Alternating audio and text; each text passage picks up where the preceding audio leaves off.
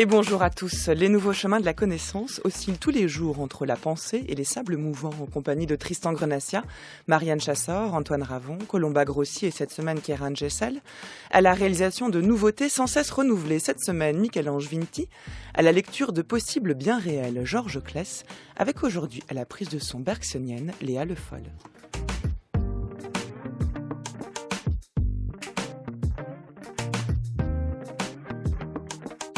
À 10h51, vous retrouverez comme tous les jours Géraldine Mosna-Savoie pour ses 2 minutes papillons. Géraldine qui aujourd'hui vous donnera envie de lire le livre que Sarah Troche vient de publier aux presses universitaires de Rennes, Le hasard comme méthode, figure de l'aléa dans l'art du Xe siècle.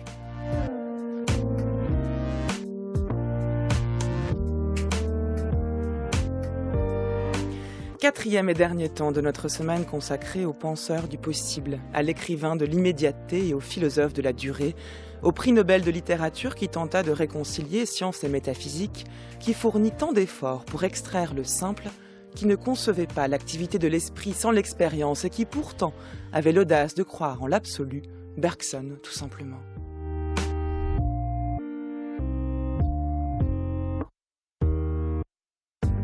Alors après l'essai sur les données immédiates de la conscience et matière et mémoire, c'est-à-dire après les premiers textes de Bergson, lundi en compagnie de Camille Riquier, après l'évolution créatrice, l'ouvrage central à bien des égards du philosophe, mardi avec Nadia Yala-Kisukhidi, et les deux sources de la morale et de la religion où la philosophie rejoint la mystique, c'était hier avec Guylain Waterloo, j'ai le grand plaisir aujourd'hui, pour terminer cette semaine, d'accueillir le philosophe Frédéric Worms, à qui l'on doit la publication intégrale de l'œuvre de Bergson dans une magnifique édition critique, désormais complète et disponible aux éditions PUF. Bonjour à vous Frédéric Worms. Bonjour Adèle. Quel est l'objet de l'art ? Si la réalité venait frapper directement nos sens et notre conscience, et si nous pouvions entrer en communication immédiate avec les choses et avec nous-mêmes, je crois bien que l'art serait inutile, ou plutôt que nous serions tous artistes, car notre âme vibrerait alors continuellement à l'unisson de la nature.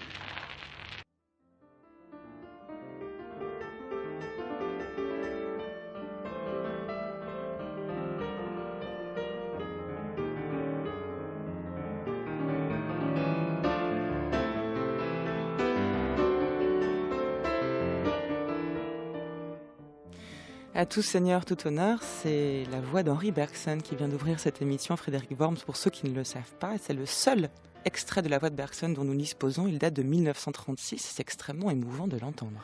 C'est extrêmement émouvant. C'est vrai que c'est le seul, que tous ceux qui sont un peu familiers de Bergson le connaissent presque par cœur, peuvent l'imiter, le reproduire.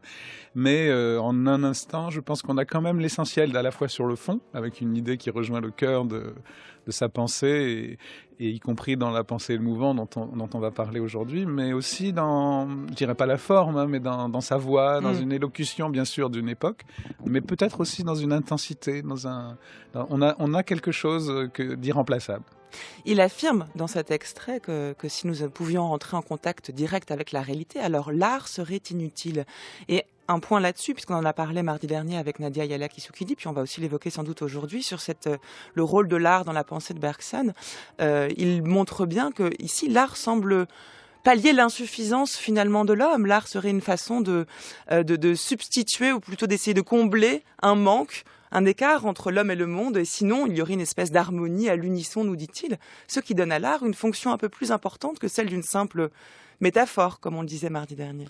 Non seulement pallier une insuffisance, mais dépasser un obstacle surtout. Dépasser un obstacle qui a sa raison d'être d'ailleurs, et qui est l'obstacle de notre pensée, de notre connaissance, qui s'est éloigné du réel, mais pas pour le plaisir, qui s'est éloigné du réel parce que c'est nécessaire pour vivre, parce qu'on peut pas, on a besoin, les vivants, au fond, dans l'univers concret, ont besoin d'abord de survivre, de découper le réel en morceaux utiles pour leur vie, et chez l'homme, ça a pris la forme d'une certaine forme de pensée, la pensée que Bergson appelle intellectuelle, l'intelligence, qui est fondée en grande partie, et même qui touche quelque chose du réel, mais qui aussi nous éloigne d'un autre aspect, qui est le réel avant qu'il soit divisé, le réel dans son pouvoir de création. Et d'une certaine manière, donc effectivement, l'art, mais aussi la philosophie, l'art le rejoint, et même en un sens le rejoint deux fois, parce qu'il dépasse les obstacles qui nous séparent du réel dans les choses. Donc il peut saisir le mouvement d'une couleur, le mouvement d'un oiseau, l'intériorité d'un personnage dans le roman, mais aussi, il le saisit donc dans les choses, le réel, mais aussi par l'acte même de créer. Et donc il s'agit de ressaisir la création dans les choses et en soi. Et donc de ce fait, l'art rejoint même, on pourrait dire, deux fois le réel. L'extrait qu'on entendait date de 1936, le texte, les textes dont nous parlons aujourd'hui ont été publiés en 1934. Pour refaire le parcours rapidement, on avait vu que mardi, l'évolution créatrice 1907 témoignait d'une forme d'optimisme de la part de Bergson. 25 ans plus tard, dans les deux sources dont nous parlions hier, au contraire, le pessimisme semblait poindre. Qu'en est-il de ce texte qui est le dernier texte publié par Bergson, Frédéric Worms ? Alors, d'abord, il faut se souvenir que c'est un livre qui paraît en 1934, effectivement, sur sa pensée de la pensée, on pourrait dire, sur sa philosophie de la philosophie, sur sa méthode. En dernier, il avait besoin que ce soit le dernier livre, on pourra en reparler, parce qu'il voulait d'abord traiter les problèmes avant de réfléchir sur la méthode. Mais néanmoins, tous les textes qui sont dans ce volume ont été écrits ou publiés avant. Et il a attendu justement que les deux sources de la morale et de la religion soient publiées pour les rassembler et pour faire ce recueil qui n'est pas un testament pour autant, qui est au contraire une relance, et qui est une relance en effet dans le sens de la création autant que de l'obstacle à dépasser. Est-ce qu'il est optimiste? Est-ce qu'il est pessimiste? Je dirais il est un peu comme, pour employer une formule de quelqu'un qui le connaissait bien d'ailleurs dans l'essai sur le mal de Jean Nabert, je dirais que le vrai philosophe est à la fois plus pessimiste que tous les pessimistes, parce qu'il pense qu'il y a quelque chose, la profondeur de l'obstacle est même encore plus profonde, encore plus grande que ce que disent certains pessimistes.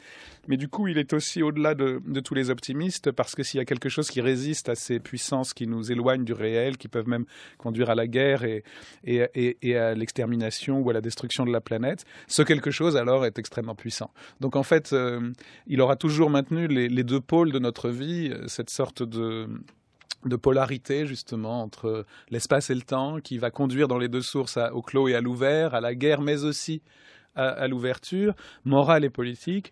Et donc voilà, je dirais comme tout grand philosophe, il n'est ni optimiste ou pessimiste seulement, mais plus profondément, il unit les deux dans une polarité profonde. Et on peut lire à bien des égards les textes qui sont recueillis dans cet ouvrage, La pensée et le mouvant, comme une forme de, disons, l'acte philosophique dans son essence, tel qu'il serait énoncé par Bergson. On trouve des textes, on va entendre des extraits, que ce soit dans l'intuition philosophique, le possible et le réel, qui sont d'une beauté absolue, sans mauvais jeu de mots, puisque justement il y parle beaucoup de l'absolu, et ce sont bien souvent des textes qui à la fois réfléchissent à l'acte même de philosopher, tout en proposant une philosophie. C'est ça qui est fascinant chez Bergson, c'est que même lorsqu'il se situe, disons, un peu à l'extérieur, dans une forme de métadiscours, il est toujours de plein pied dans l'exercice même de la philosophie. Et c'est assez rare d'avoir ce genre de texte dans l'histoire de la philosophie même. Voilà, finalement, il a toujours dû réfléchir sur la pensée en traitant n'importe quel problème. Dès le début, dans l'essai sur les données immédiates de la conscience, pour atteindre justement ces données immédiates, il fallait un travail de critique d'une certaine forme de pensée qui nous éloigne du temps, qui le spatialise. Et puis, évidemment, à la fois la théorie et la pratique d'une pensée qui peut atteindre cette réalité. Le propre de tous les livres, c'est que la théorie de la pensée était donc une sorte d'accompagnement de la théorie d'autre chose. La théorie du temps, la théorie de la mémoire, la théorie de la vie, le problème, il faudrait dire de la vie, le problème de la morale, le problème du rire aussi, le problème de tous les problèmes de rêve, qu'il traite dans chacun de ses articles aussi. Et là, tout à coup, effectivement, il rassemble les textes et il en écrit un nouveau sur la pensée elle-même. Mais là, c'est là qu'il ne faut pas se tromper. Ça n'est plus justement seulement un accompagnement d'un autre problème, mais la pensée devient un problème, et devient un problème, c'est-à-dire aussi devient en effet une réalité. Ce que je trouve très fort et trop souvent méconnu dans ce recueil, c'est que certes, il s'agit de critiquer une certaine forme de pensée qui nous éloigne du réel. Il s'agit aussi de faire la théorie de ce que vous appelez l'acte de pensée. Mais qu'est-ce que ça veut dire, faire la théorie de l'acte de pensée? Ça veut dire que la pensée n'est pas ce qu'on croit. La pensée n'est pas un spectacle sur le réel, c'est une partie du réel. Ça n'est pas une forme qui se relie à une force, c'est une force elle-même. Et donc il faut ressaisir, en effet, on doit faire la même chose pour la pensée que ce qu'on fait pour la vie, pour l'acte libre, pour la création artistique. On doit la saisir en acte. Et aussi critiquer ce qui nous en sépare. Donc, effectivement ce double travail, et ce qui fait que tout à coup, la réalité de la pensée nous apparaît en nous. Ça n'est pas quelque chose qui seulement nous éloigne du réel, mais qui nous y fait participer d'une certaine façon. Écoutez la beauté du texte qu'engendre ce geste même bergsonien. Un système philosophique semble d'abord se dresser comme un édifice complet d'une architecture savante, où les dispositions ont été prises pour qu'on y pût loger commodément tous les problèmes. Nous éprouvons, à le contempler sous cette forme, une joie esthétique renforcée d'une satisfaction professionnelle. Non seulement, en effet, nous trouvons ici l'ordre dans la complication, mais nous avons aussi le contentement de nous dire que nous savons d'où viennent les matériaux et comment la construction a été faite.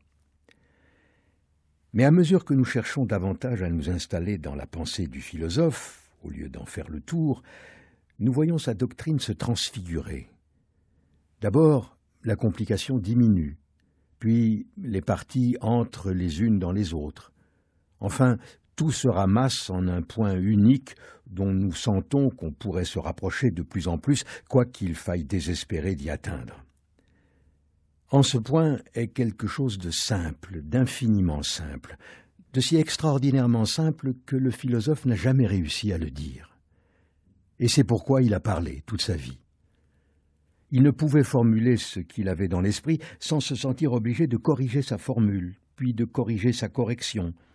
Ainsi, de théorie en théorie, se rectifiant alors qu'il croyait se compléter, il n'a fait autre chose par une complication qui appelait la complication et par des développements juxtaposés à des développements que rendre avec une approximation croissante la simplicité de son intuition originelle.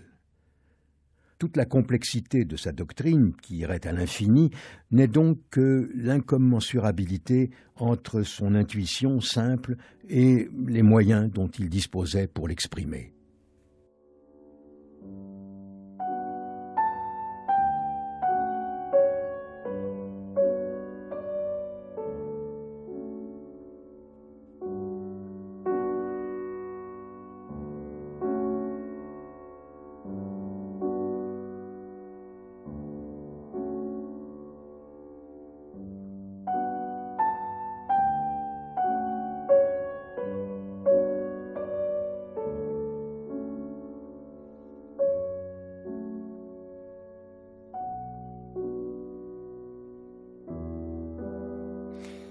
Et ce point est quelque chose de simple, d'infiniment simple, de si extraordinairement simple que le philosophe n'a jamais réussi à le dire. Et c'est pourquoi il a parlé toute sa vie, Frédéric Worms. Moi, j'en ai les poils qui se dressent sur les bras de voir comment Bergson a pu, en 2 phrases, toucher le point central de l'activité même du philosophe, arriver à décrire l'indescriptible. Alors, c'est vrai, mais en même temps, ces 2 phrases ne sont pas toutes seules. Vous voyez, ces 2 phrases, elles sont extraordinaires. Mais il y a, dans le texte qui a été lu, et magnifiquement lu, il y a un double mouvement. Pour nous le faire saisir, ce point, d'abord, il part de l'expérience de la lecture d'un philosophe. Donc, il y a une œuvre, en fait, qui nous frappe par une sorte de problème, d'intuition forte, mais en même temps, qui se donne d'abord dans une forme de difficulté. Puis, il y a le professionnel de la philosophie, le demi-savant, au fond, qui tente de l'expliquer à ce niveau-là, un peu extérieur. Et puis, tenter de comprendre cette œuvre, effectivement, et ça vaudrait aussi pour l'art, hein. Si vous ouvrez La recherche du temps perdu, c'est des phrases immenses, mais on sent qu'il y a quelque chose de simple aussi. Bon. Et donc on accède à ce simple à partir d'abord de cette œuvre, de ce discours, au fond. La philosophie nous est quand même donnée à travers une parole, mais une parole qui est poussée par quelque chose. Mais il faut aussi ce déploiement. Après, il atteint ces 2 phrases, sur lesquelles je vais revenir, mais vous voyez, aussitôt après, il dit... Cette intuition simple, elle s'est divisée indéfiniment en théorie, en texte, en problème, en thèse, etc. Et il ne faut pas croire que ce soit secondaire. C'est-à-dire tout le monde peut dire « j'ai une intuition ». Comme le mystique, tout le monde peut se dire mystique. Mais la preuve qu'il y a vraiment une intuition, c'est aussi qu'elle est capable de rejoindre tous les problèmes. C'est que cette pensée que nous ressentons comme simple, et qu'il est, en fait, elle donne aussi, par exemple dans son cas, une théorie de la mémoire, comme on disait tout à l'heure, une théorie du vivant, une théorie de la mystique. Certes, si on les réduit à ces théories, on n'a pas la pensée simple de Bergson. Mais s'il n'y avait pas non plus, même si c'est quelques textes qui peuvent nous rester d'un grand philosophe, s'il n'y avait pas non plus cette application, on ne pourrait pas non plus être sûr qu'il y a quelque chose derrière. Encore une fois, c'est comme le mystique. Tout le monde peut se dire mystique, mais pour Bergson, le vrai mystique, c'est celui qui remplie en actes, dans des actes de libération des hommes, une intuition mystique. Donc il y a un critère moral de la mystique. Il n'y a pas de mystique de la guerre pour Bergson, c'est contradictoire. Il faut avoir effectivement libéré les hommes. Et bien de même, le philosophe est à la fois dans l'intuition simple et dans le déploiement, dans la vérité. Il parle aux hommes, il essaye de comprendre des problèmes, mais en étant poussé par ce point absolument simple. Et je crois qu'il faut vraiment tenir les deux bouts. Et que la philosophie, c'est vraiment ces deux bouts, c'est-à-dire que si vous n'avez que la dispersion dans un discours, vous perdez cette sorte de problème que vous recherchez, qui, selon lui, s'exprime d'abord par un refus, par une sorte d'intuition que quelque chose qu'on nous dit n'est pas possible. Et par l'intuition qu'il y a quelque chose dans le réel que personne n'a encore dit. C'est aussi une intuition singulière. C'est pas seulement l'intuition de quelque chose, par exemple que le temps n'est pas de l'espace. Alors c'est voilà, l'intuition mais de quelqu'un. il nous faut quand même définir ce qu'est l'intuition. On en a très peu parlé depuis lundi. On ne peut D'accord. pas terminer cette semaine sur Bergson sans proposer des tentatives de définition de cette intuition qui est si fondamentale dans les textes bergsoniens, Frédéric Worms. Absolument. Alors l'intuition, comme chez tout philosophe, c'est la théorie d'une connaissance qui atteint immédiatement le réel. L'intuition, c'est justement l'idée d'un contact avec une réalité, d'une connaissance qui n'est plus une distance. Mais c'est une connaissance. Qui n'est plus une relation. C'est une connaissance. Sans concept. Comme contact. Mm. Sans concept immédiatement, mais qui, comme je disais tout à l'heure, doit se traduire par des concepts. Voilà. Et donc, effectivement, par exemple, pour prendre l'intuition, Bergson a toujours dit que son intuition, c'était l'intuition de la durée. Mais si on lui demande qu'est-ce que c'est que la durée, il est obligé de dire c'est un temps qui n'est pas de l'espace. Et aussitôt, on tombe dans le concept. Et il va donner des critères, il va distinguer. Donc l'intuition donne une distinction. Mais l'intuition, c'est quand même l'intuition de la durée. Et qu'est-ce que ça veut dire ? Ça rejoint la pensée et le mouvant. C'est-à-dire que la preuve qu'il y a une intuition, c'est qu'il y a un mouvement. C'est une impulsion, l'intuition. Et dans le cas de Bergson, c'est extrêmement cohérent, puisqu'il a toujours dit avoir une intuition, c'est dépasser ce qui nous éloigne du réel comme force créatrice. Et pour rejoindre cette force créatrice. Et donc l'intuition de la durée, c'est forcément, j'allais dire c'est un mauvais jeu de mots, mais c'est forcément la durée de l'intuition, c'est-à-dire une sorte de justement de force qui nous pousse en avant, une impulsion qui est dans notre dos en quelque sorte, et que nous ne pourrons jamais saisir comme un objet, mais qui va nous permettre de saisir des objets, de saisir que, par exemple, par-delà son découpage en parties, un mouvement est toujours un acte simple. Mais en même temps, la saisie de ce mouvement comme acte simple, le geste de porter ma main de A en B, ou l'étoile filante qui va d'un point à l'autre de l'espace en un instant, cet acte même de saisir est lui-même un acte simple.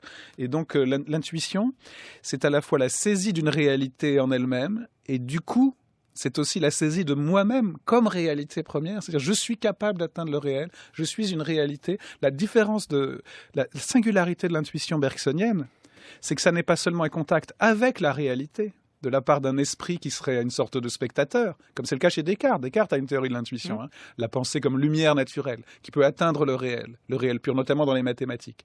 Mais chez Bergson, je disais, l'intuition n'est pas seulement contact avec la réalité, mais contact entre des réalités, contact entre votre durée, vous, Adèle Van Rijn, et quelque chose dans le réel. Et le point absolument simple, c'est ce contact. Le point plus simple, c'est un contact entre deux réalités. C'est-à-dire, vous avez des problèmes, vous avez des hommes qui se battent et qui aussi résistent. Vous avez des mouvements dans le vivant et aussi la mort. Et puis vous avez vous, mais vous faites partie du réel. Et l'intuition, c'est tout à coup, par-delà la distance de la connaissance spatiale nécessaire à la vie, c'est un point de contact, toujours singulier, entre votre réalité et la réalité. Et donc on pourrait définir le travail du philosophe comme étant la tentative de traduire dans et par l'intelligence ce qu'il saisit dans l'intuition. Voilà.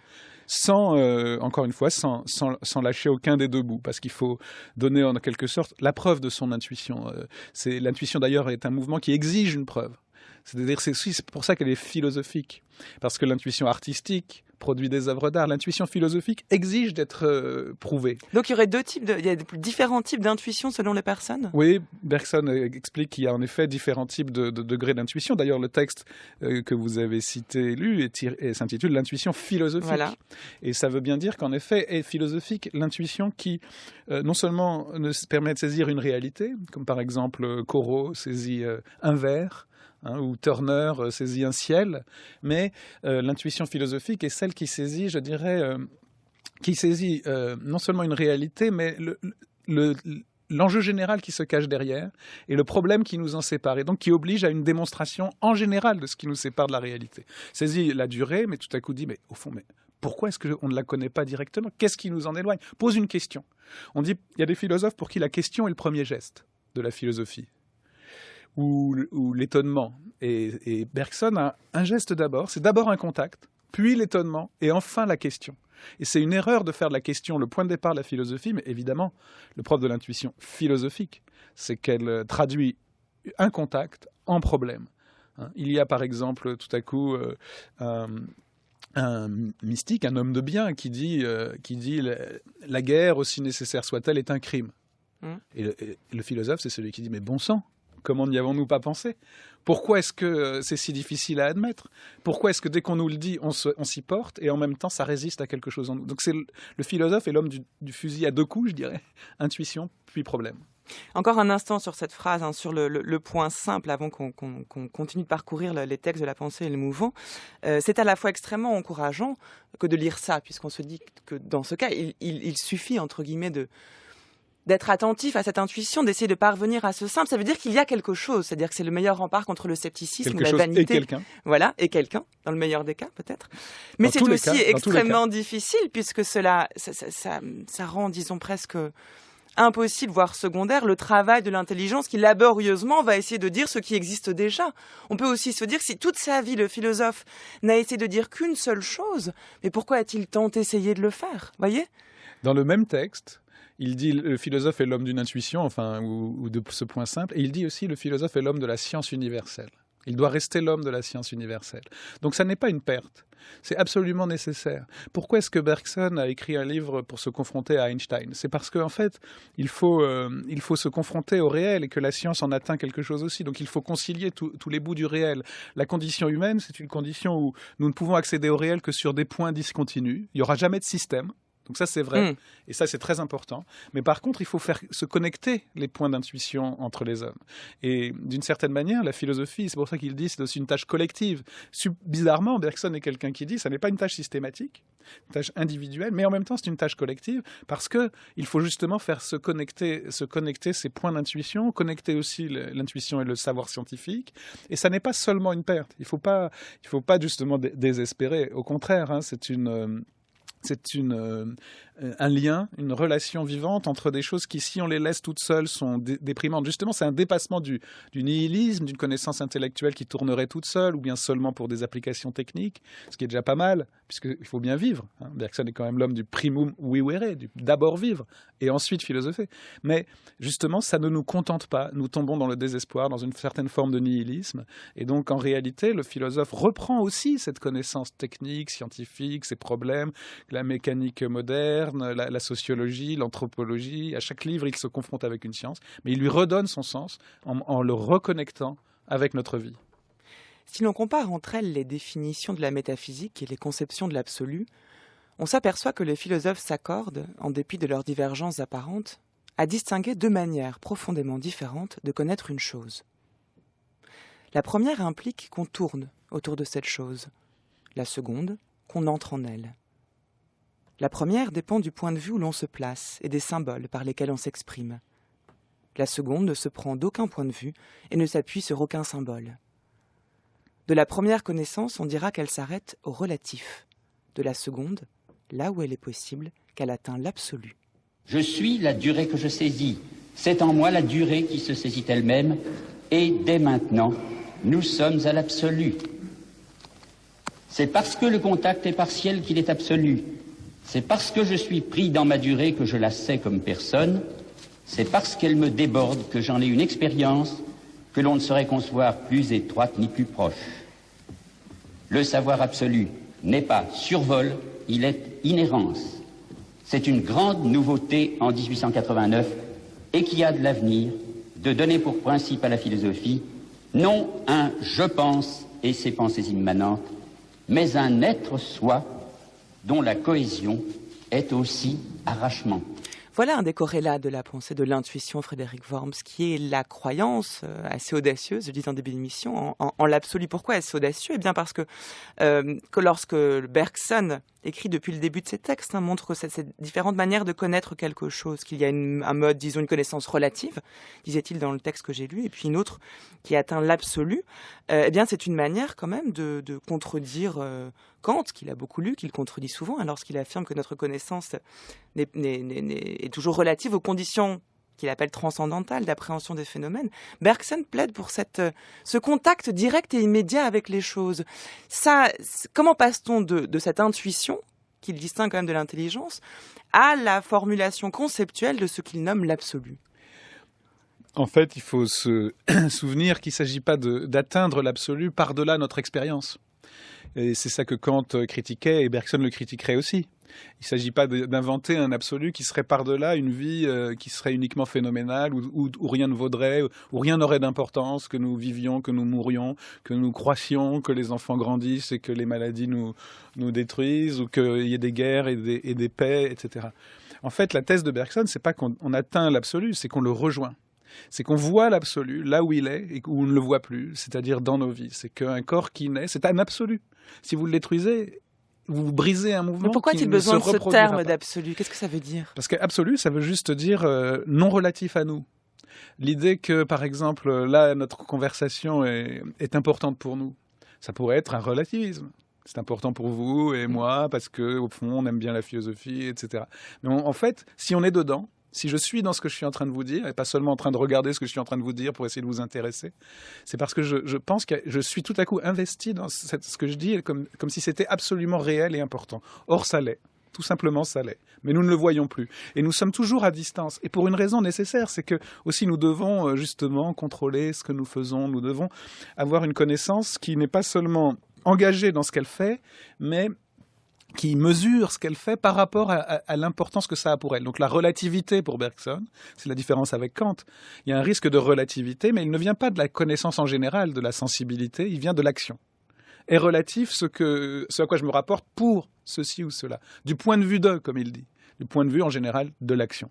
Par exemple, cette bouteille d'eau, je la regarde en général parce que je veux la boire. Mais tout à coup, le goût de l'eau, quand je la boirai, me rappellera qu'il y a aussi une réalité absolue qui n'est pas seulement pour moi, en tant qu'être ayant soif, mais qui est aussi un certain type de qualité sensible qui fait partie du réel, qui peut-être a été produit par un ensemble de conditions cosmiques, au fond, auxquelles je me rattache en buvant, comme le verre d'eau sucrée, le fameux verre d'eau sucrée de Bergson, il mettait d'un sucre et un verre d'eau justement sur sa table au Collège de France. Bon, si je veux me préparer un verre d'eau sucrée, moi j'ai soif, je veux de l'eau sucrée. Mais tout à coup, il dit, mais oui, mais il faut attendre que le sucre fonde. Et vous voyez, l'absolu, c'est ça, c'est la réalité tout à coup qui me résiste, qui résiste non pas à moi en général, mais à mon action, à ma relativité, et qui manifeste son absolue indépendance, c'est-à-dire ça n'est pas relative à moi, en tant que sujet extérieur, mais elle est absolue en elle-même, et elle me rappelle que j'ai un contact avec cet absolu. Je n'en suis pas coupé. Vous voyez, il y a une relation qui est relativisante, et il y a une relation réelle entre des absolus, et c'est ça la thèse magnifique de Bergson. Et on comprend Merleau-Ponty dans ce passage voilà, dont on a entendu la voix que vous avez fait diffuser, que je trouve très beau, où il dit en effet l'idée que l'absolu n'est pas au-dessus, mais inhérent, il dit, immanent, pour me dire. C'est un contact avec un réel qui est là, mais dont on se détache et auquel on revient. Et donc, c'est un retour à une réalité qui est réelle, puisqu'elle n'est pas relative à nous. Et la modernité, c'est cette exigence de la relativité. Et Bergson lui dit, il faut être moderne. Tous les sujets ont toujours été modernes, tous les hommes, hein, c'est pas réservé à ceci ou cela, mais c'est quand même encore du réel, et du coup il réhabilite la métaphysique, l'art, la philosophie à un moment où on peut croire que ça devrait même disparaître selon certains, mais non, il nous y remet, il nous y replonge. D'autant qu'au moment où il formule les phrases qu'on a entendues et qu'il écrit ce texte, qui est en fait l'introduction à la métaphysique, qui date de 1903, oui. Il évoque l'absolu, et il est contemporain des théories sur la relativité. Et il fait de l'absolu le point commun, le fond commun entre la philosophie et la science. Et ça, c'est très important, justement. C'est là où elles peuvent se rejoindre. Alors, justement, là, on pourrait rentrer dans des précisions qui sont importantes en elles-mêmes, que je ne ferai que rappeler. Ce qui est frappant quand vous ouvrez La pensée et le mouvant, c'est un recueil. Hein. C'est un recueil de textes, dit-il, de méthode. En fait, comme on l'a vu, c'est sur la pensée comme réalité. Et ce philosophe du temps, dont beaucoup de penseurs disent qu'il faut le lire dans l'ordre chronologique, ce qui est vrai et pas vrai. Moi, j'ai tenté un cours aussi où j'ai fait l'inverse, partant en Bergson à rebours de l'ordre chronologique. Et je crois que c'est important aussi. En tout cas, dans La pensée et le mouvant, il ne suit pas l'ordre chronologique. Le texte de 1903 est au milieu du recueil, et même vers la fin, et même le dernier des textes théoriques. Il est suivi par 3 hommages à des amis et philosophes importants pour lui, Ravesson, Claude Bernard et William James. Donc, il y a un paradoxe. Il commence par des textes de 1922, il arrive au texte de 1903. Mais c'est justement parce qu'en fait, sur ce point très précis, il a évolué. L'introduction à la métaphysique qui a été un déclencheur d'une révolution bergsonienne, une querelle du bergsonisme. Il faut bien se souvenir que Léopold Sédar Senghor disait qu'il y a eu une révolution de 1889. Pas seulement celle de 1789, mais de 1889, et il pensait à l'essai de Bergson, la révolution de 1889, qui a enflammé en réalité l'Europe à partir de 1903. Parce que dans l'introduction à la métaphysique, il oppose la métaphysique et la science. La science n'atteint pas l'absolu dans l'introduction à la métaphysique. Ou si elle l'atteint, c'est seulement quand elle rejoint la philosophie, la durée, par exemple. Il dit le calcul infinitésimal a permis de saisir l'indivisibilité du mouvement contre le mouvement de la science. C'est la science une contre-science dans la science. Ensuite, justement à cause d'Einstein, à cause de la relativité et d'autres, il évolue profondément, et à cause de l'évolution créatrice aussi. Et donc, il y a plutôt le réel est double. Et le réel étant double, la science en atteint une partie, et atteint une partie de l'absolu. Donc, c'est aussi la raison pour laquelle il a mis l'introduction à la métaphysique, non pas au début, mais au milieu, ou vers la fin. C'est qu'en fait, il a évolué, il a changé. Et donc voilà, il a prouvé dans sa philosophie, dans l'acte de sa philosophie, c'est les thèses de sa philosophie, puisqu'on évolue, on change. Et c'est pourquoi le livre de ce penseur du chronologique n'est pas disposé dans un ordre chronologique.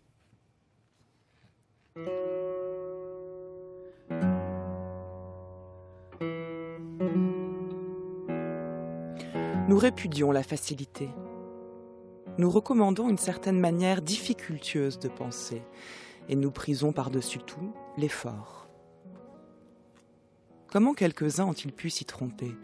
Nous ne dirons rien de celui qui voudrait que notre intuition fût instinct ou sentiment.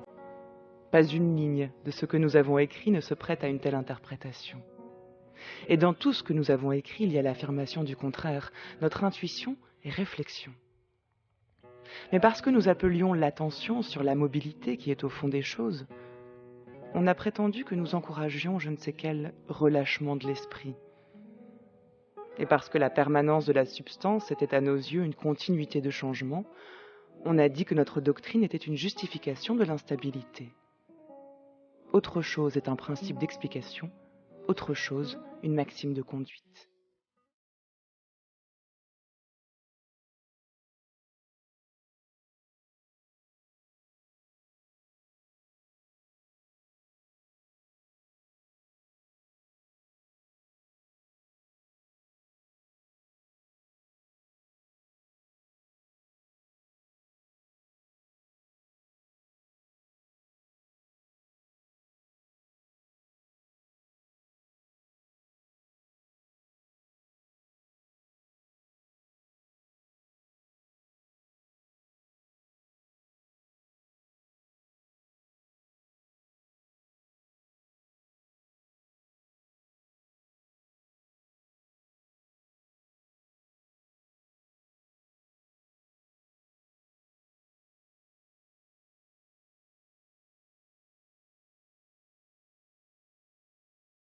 Vous écoutez France Culture, le nouveau chemin de la connaissance. Il est 10h33. C'est le quatrième et dernier temps déjà de notre série d'émissions consacrée au philosophe Henri Bergson.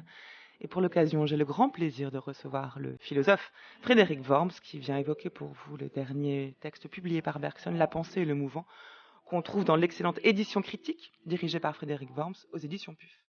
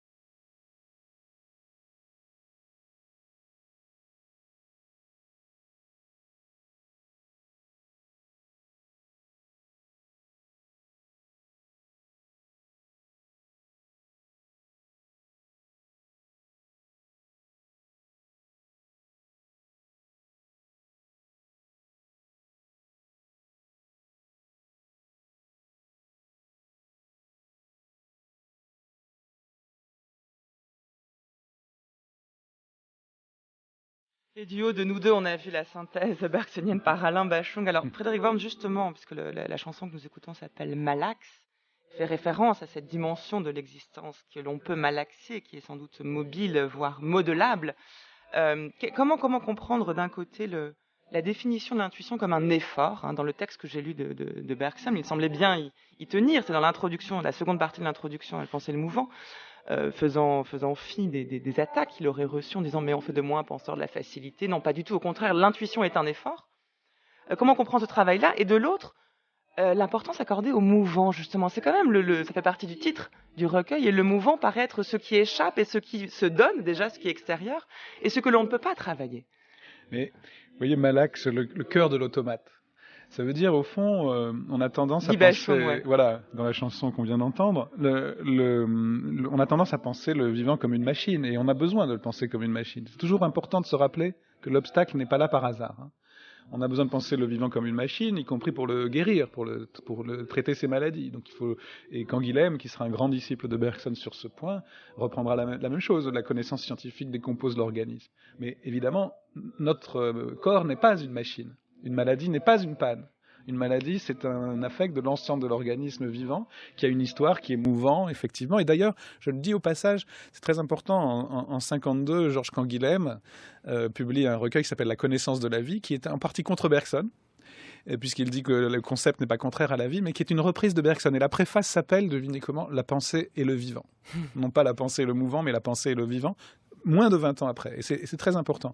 Ça veut dire, au fond, dans l'exemple du vivant, on voit très bien pourquoi il est à la fois nécessaire et insuffisant de penser le vivant comme une machine, et donc il faut un effort pour dépasser cette représentation, parce que c'est une force, cette représentation. Nous sommes poussés par les besoins vitaux à décomposer la vie elle-même. La vie se trahit en quelque sorte en nous de manière absolument nécessaire. Et donc la saisie qu'il y a quelque chose qui résiste suppose un effort déjà, et surtout la démonstration que c'est important va demander un effort absolument particulier. Qu'est-ce que c'est que l'effort? L'effort, c'est l'expérience d'une résistance réelle, et en même temps le sentiment d'une force qui peut la surmonter et qui peut atteindre quelque chose comme une réalité. Si vous soulevez un poids, vous avez une résistance musculaire parce qu'il y a la gravité du poids, et en même temps vous sentez que vous avez des muscles. C'est un peu pareil pour l'effort philosophique. L'intuition est prise entre des forces en réalité. Et Bergson reprend cette notion d'effort qui a traversé la philosophie en France, depuis Maine de Biran, l'effort comme contact avec une réalité, comme sentiment d'une force intérieure, comme sentiment de résistance, au double sens du terme, mais il le met dans la pensée. Et ça, c'est ce qui nous rappelle qu'au fond, c'est ce qu'on disait au début, pour lui, la pensée n'est pas une sorte de spectatrice externe, extérieure du réel. La pensée est prise dans le réel. Or, qu'est-ce que c'est que le réel? C'est deux forces de sens opposés. C'est pas seulement une, c'est deux. Le réel, en tout cas, du vivant, le réel, et le réel humain en particulier. Ces deux forces étant celle qui vient de soi et celle qui vient du monde, ou alors ça c'est encore trop raisonné en dualisme? Celle de l'action. Ouais. Celle de l'action qui nous force à décomposer le monde, les limites de la vie elle-même. C'est parce que la vie est limitée on doit travailler pour vivre, disons, et donc spatialiser pour vivre. Et c'est une force très très puissante. C'est celle aussi qui est à l'origine de la guerre dans l'humanité. La guerre vient des limites de la vie. L'homme ne pouvant pas se nourrir, créer, avoir une sorte de morale universelle d'un coup, il s'est décomposé en petites tribus qui se font une guerre inexpiable. Donc c'est une force d'une puissance extrême. Et la science est un instrument neutre pour Bergson, mais qui peut servir cette force négative. Mais il y a aussi une force dans l'autre sens. Et donc l'idée que l'intuition est un effort, ça veut dire qu'elle résiste à une force, à la force qui nous pousse à mécaniser, à théoriser, qui est une force importante, nécessaire, et qu'elle résiste à une force en faisant l'expérience d'une autre force. Cette force qui est une force de création, de ce retour au réel dont on a parlé. Donc l'idée que la pensée est un effort, c'est non seulement une critique d'une intuition facile, d'une intuition passive, d'une intuition spectatrice, mais c'est aussi la saisie de l'intuition comme réalité qui doit faire ses preuves et d'un obstacle aussi qui toujours revient. C'est le mouvant, c'est comme ça qu'il faut comprendre le terme de mouvant? Alors le mouvant, c'est effectivement... C'est quand même un terme, ce substantif présent, c'est assez bizarre. Voilà. C'est l'idée, effectivement, que... Participe présent même, d'ailleurs. C'est un participe substantif. Voilà, c'est ça. D'accord, bon. C'est un participe présent devenu un nom, devenu un substantif. Et au fond, tout est déjà là. C'est-à-dire, l'idée, c'est que si on dit qu'il y a une chose et puis son mouvement, on va toujours tendre à la séparer de son mouvement et à poser quelque chose qui ne bouge pas derrière le mouvement. Par exemple, je vais dire, voilà, mon corps va de A à B. Or, mon corps n'est pas distinct de son mouvement, pas seulement au sens spatial, mais au sens de la croissance. Par exemple, mon corps, c'est ce changement, c'est ce vieillissement. Dire que mon corps n'est pas quelque chose plus le vieillissement, mais le vieillissement lui-même devenu substance. C'est le mouvant. C'est-à-dire que le mouvement n'est pas seulement une propriété extérieure d'un corps dans l'espace, c'est une réalité substantielle. Toute chose est en train de se transformer, de se mouvoir. Et donc, cette substantivation dans la grammaire renvoie à une substantivation dans l'être, dans la philosophie. En fait, le réel est toujours en mouvement. Le sucre qui fond, c'est cette fusion du sucre, c'est le mouvant. Mais j'ai toujours envie de dire, il y a le morceau de sucre, puis après il y a l'eau sucrée. Le problème, c'est comment l'eau, Deleuze va le reprendre avec ses expressions extraordinaires du devenir. L'eau est dans ce devenir sucré de l'eau. Ce devenir sucré de l'eau, c'est le mouvant bergsonien. C'est-à-dire les philosophes sont obligés d'inventer des expressions, puisque le langage lui-même résiste à notre pensée. Il faudrait parler de l'obstacle qu'est le langage. Et le mouvant, c'est une manière de lutter contre cet obstacle. Parlons-en par le biais sans doute d'un des textes qu'on trouve dans La pensée et le mouvant, justement, qui montre en quel sens, parce que le réel est sans cesse mouvant et changement, eh bien nous ne pouvons prévoir ce que la catégorie de l'intelligence appelle non seulement l'avenir, mais même qu'il y a un malentendu énorme sur ce qu'on nomme le possible. Le possible. Écoutons, c'est un extrait du possible et du réel. Au fond des doctrines qui méconnaissent la nouveauté radicale de chaque moment de l'évolution, il y a bien des malentendus, bien des erreurs. Mais il y a surtout l'idée que le possible est moins que le réel, et que, pour cette raison, la possibilité des choses précède leur existence. Elle serait ainsi représentable par avance. Elle pourrait être pensée avant d'être réalisée. Mais c'est l'inverse qui est la vérité. Au cours de la Grande Guerre, des journaux et des revues se détournaient parfois des terribles inquiétudes du présent pour penser à ce qui se passerait plus tard, une fois la paix rétablie. L'avenir de la littérature, en particulier, les préoccupait. On vint un jour me demander comment je me le représentais. Je déclarais, un peu confus, que je ne me le représentais pas. N'apercevez-vous pas, tout au moins, me dit-on, certaines directions possibles ? Admettons qu'on ne puisse prévoir le détail. Vous avez du moins, vous, philosophe, une idée de l'ensemble. Comment concevez-vous, par exemple, la grande œuvre dramatique de demain ? Je me rappellerai toujours la surprise de mon interlocuteur quand je lui répondis « Si je savais ce que sera la grande œuvre dramatique de demain, je la ferais. » Je vis bien qu'il concevait l'œuvre future comme enfermée, dès alors, dans je ne sais quelle armoire au possible. Je devais, en considération de mes relations déjà anciennes avec la philosophie, avoir obtenu d'elle la clé de l'armoire. Mais, lui dis-je, l'œuvre dont vous parlez n'est pas encore possible. Il faut pourtant bien qu'elle le soit, puisqu'elle se réalisera. Non, elle ne l'est pas. Je vous accorde tout au plus qu'elle l'aura été. Qu'entendez-vous par là ? C'est bien simple. Qu'un homme de talent ou de génie surgisse, qu'il crée une œuvre, la voilà réelle, et par là même, elle devient rétrospectivement ou rétroactivement possible. Elle ne le serait pas, elle ne l'aurait pas été si cet homme n'avait pas surgi. Que nous dit Bergson dans ce texte, Frédéric Worm, c'est bien que le possible n'est pas moins important que le réel, mais au contraire, le possible, la possibilité des choses précède leur existence. C'est vraiment ce qu'il appelle remettre le possible à sa bonne place, à sa juste place. En fait, il dit surtout que notre représentation du possible vient après le réel.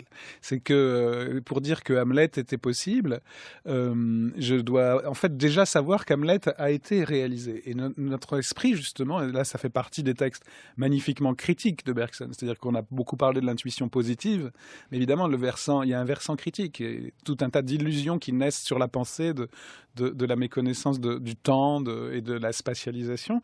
Il y en a de très graves sur le néant. On se représente l'être à travers le néant, alors qu'en fait le néant n'est que une représentation que nous ajoutons à l'être. Comme le désordre, une critique de l'idée de désordre, Voilà, qui et en n'est fait, qu'un ordre la auquel on ne réali- s'attendait la pas. réalité- voilà, c'est ça. Donc c'est notre esprit qui projette du négatif sur la positivité du réel. Et c'est le cas du possible. Avec cet enjeu extraordinaire, l'œuvre dont vous avez parlé n'est pas encore possible. Et nous nous représentons toute chose comme ayant été précédée par des possibles abstraits, alors qu'en réalité, c'est notre connaissance qui, pour expliquer une partie du réel, en projette rétrospectivement la possibilité. Bien sûr, il y a une sorte de possible actif, ce que Deleuze appellera le virtuel. Par exemple, dans la personnalité de Shakespeare, virtuellement, il y avait l'écriture d'Hamlet. Mais personne ne peut extraire Hamlet a priori du cerveau ou du génome ou d'un code ou d'une sorte d'œuvre a priori de Shakespeare. C'est plutôt une sorte de puissance où tout se mêlait. Et puis, à travers la réalisation, quelque chose a pris forme, dont rétrospectivement, on peut déterminer les conditions de possibilité, mais toujours après coup et toujours trop tard. Le possible est rétrospectif. Le possible est rétroactif et rétrospectif, exactement. Et donc, c'est fondamental, parce que ça veut dire que, comme disait un ami, nous préparons toujours la guerre d'avant.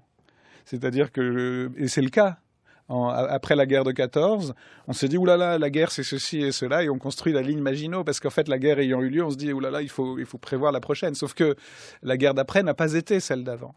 Et donc, l'illusion du possible est très grave.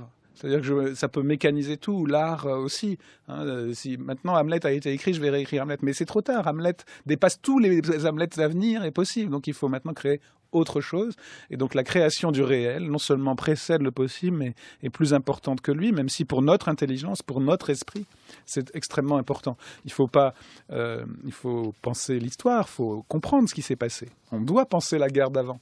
Mais confondre la guerre d'après et celle d'avant, c'est une des plus graves erreurs de l'esprit. Et donc il faut se remettre dans le temps réel. Il faut mesurer la puissance d'un texte qui vient contester une de nos représentations fondamentales, c'est l'idée du possible comme préexistence. Est-ce que c'est pas aussi une manière pour Bergson que de dénoncer tout ce qui, cette sorte de ruse de notre raison, de notre intelligence, qui nous détourne du présent? Puisqu'on croit dire que le possible a une réalité, justement, et qu'il va succéder au présent, c'est une manière de se détourner du présent. C'est une manière de manquer le présent, de manquer ce qui, dans le présent, prépare l'avenir, de se manquer, même dans le présent, ce qui continue réellement le passé. Et de quel passé vient le présent? Parce que le présent ne vient pas seulement de possibles abstraits. Par exemple, Hamlet ne vient pas seulement de... on a vu au début la décomposition d'une philosophie. Hamlet ne vient pas seulement d'une autre pièce du théâtre élisabétain ou bien de certaines expériences de Shakespeare dans son temps. Non, Hamlet vient de la totalité imprévisible de Shakespeare unissant tout ça dans un projet, comme dirait Sartre. Et au fond, Sartre est très proche de Bergson sur ce point. Et donc, il ne faut pas se tromper de passé non plus. Le passé, ce n'est pas des éléments décomposés qui donnerait lieu à des êtres décomposés. C'est une totalité qu'il faut comprendre synthétiquement aussi dans un acte indivisible. Mais est-ce que les notions même de passé, présent et futur ont encore un sens dès lors qu'on se situe dans et à l'intérieur de la durée? La durée, effectivement, est quand même... Si, la durée donne un sens à ces trois dimensions du temps contre un autre sens. Le futur n'est pas une représentation à distance de nous et abstraite. Le futur est ce que je crée ici et maintenant. Le passé n'est pas seulement un possible abstrait, mais est une force réelle, contre laquelle d'ailleurs il faut pouvoir lutter aussi, parce qu'elle devient caractère, elle devient pesanteur. Et le présent n'est pas un instant abstrait dans une représentation spatiale, mais une épaisseur concrète où à la fois je mords sur l'avenir, comme dit Bergson, et le passé empiète sur lui. Donc oui, il ne faut pas renoncer à ces catégories, mais dans chacune, il faut faire un travail critique absolument radical.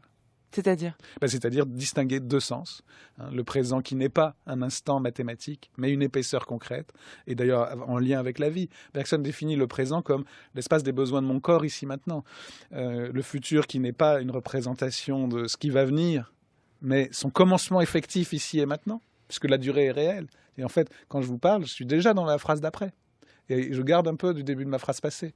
Donc le temps est réel, absolument réel. Donc il ne faut pas renoncer à ces catégories, mais plutôt leur donner un sens contre le sens que notre esprit a tendance à leur donner d'habitude. Le temps est réel et le temps, c'est sans doute maintenant, dans la durée. En tout cas, c'est la fin de l'émission et c'est Moloko qui le chante. You're my last breath, you're a breath of fresh air to me. I am empty, so tell me you care for me. You're the first thing and the last thing on my mind.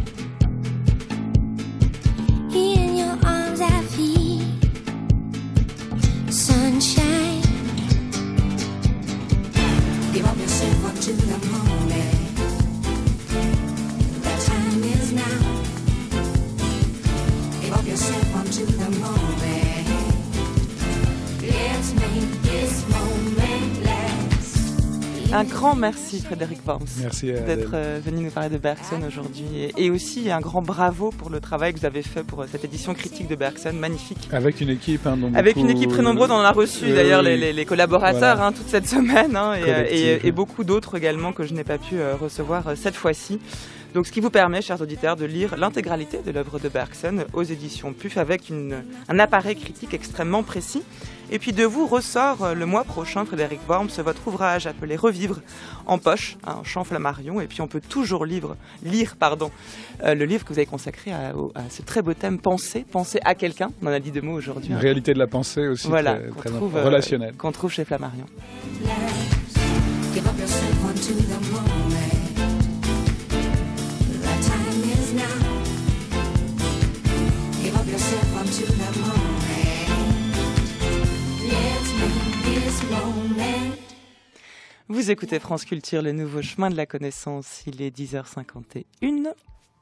Encore 2 minutes, papillon. Il est l'heure de retrouver, comme tous les jours, Géraldine Mosna-Savoie qui vient vous donner envie de lire un livre qui vient de paraître. Bonjour Géraldine. Bonjour Adèle, bonjour à tous. Qu'est-ce qu'on trouve au programme aujourd'hui ? Alors aujourd'hui, on a le hasard comme méthode, figure de l'aléa dans l'art du XXe siècle. Et c'est de Sarah Troche et c'est paru aux Presses universitaires de Rennes.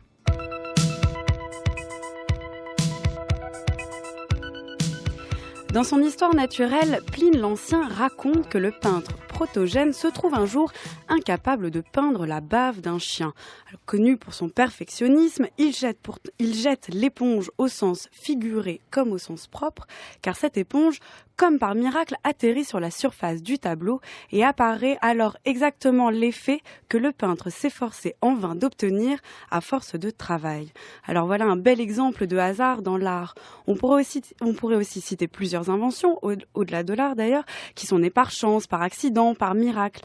Pas de nouveauté radicale ici de la création, comme chez Bergson dont vous avez parlé, le résultat ne nous surprend pas, c'est même le résultat que l'on voulait, comme Protogène qui voulait de la bave de chien par exemple. Le hasard intervient plutôt ici dans la manière de faire, de procéder, en fait dans la méthode. Alors le hasard comme méthode, voilà tout l'objet de cet ouvrage, à partir d'André Breton, Max Ernst ou encore John Cage, entre autres. Mais prenons par exemple John Cage et son usage du silence. Toute son idée est de vouloir écrire une musique qui ne va nulle part, en fait une musique qui déjoue nos automatismes lorsqu'on écoute une composition. Mais jusqu'où y a-t-il du hasard si on en fait une méthode, si on en attend quelque chose alors même qu'il est bien censé nous surprendre ? Eh bien le problème est là, entre Protogène et Cage, il y a un écart, la volonté d'user du hasard. Protogène ne voulait rien que de la bave de chien et il l'a eu par accident, alors que Cage voulait une musique qui ne va nulle part et il l'a eu en utilisant le hasard. Cet ouvrage est donc plus qu'une réflexion sur l'art et sur ses principes de création qu'il faudrait déconstruire ou repenser, c'est en fait une réflexion sur l'écart entre ce qui arrive par hasard et le hasard, entre ce qui nous surprend et ce qu'on utilise pour suspendre, au moins pour un moment, nos manières de faire. Merci Géraldine, on n'est pas si loin de Bergson, Frédéric ? Absolument, Worms. sauf que justement, comme vous l'avez bien dit, il y a plus dans la nouveauté que simplement le hasard. Voilà, Bergson Un vient jeu de- jusqu'au bout. Rappelez-nous le titre du livre, Le Géraldine. hasard comme méthode, figure de l'aléa dans l'art du XXe, c'est de Sarah Troche et c'est aux Presses universitaires de Rennes. Merci beaucoup Géraldine. Les nouveaux chemins touchent à leur fin, mais pas d'inquiétude, on se retrouve demain pour les chemins du vendredi. Demain, je recevrai, je ne sais pas qui je recevrai, puisque demain, ce sera, comme désormais une fois par mois, l'invité mystère. Vous savez, un invité dont je découvre l'identité au moment d'entrer en studio, et donc avec vous, chers auditeurs, ce qui met dans la position de poser des questions qu'on se pose lorsqu'on a un livre tout nouveau entre les mains. Rendez-vous demain à 10h donc, et d'ici là, si vous voulez réécouter cette émission, ainsi que toute cette série consacrée à Bergson, rendez-vous sur le site de France Culture, la page du Nouveau Chemin, pour y trouver aussi les indications bibliographiques et musicales et cinématographiques. Puis surtout, vous pourrez la télécharger, la podcaster afin de l'écouter où vous voulez et quand vous voulez en l'installant dans votre ordinateur ou votre lecteur MP3. Et les Nouveaux Chemins vous donnent également rendez-vous sur Facebook et Twitter où nous mettons en ligne quotidiennement l'émission du jour et attendons vos commentaires. 0 marque.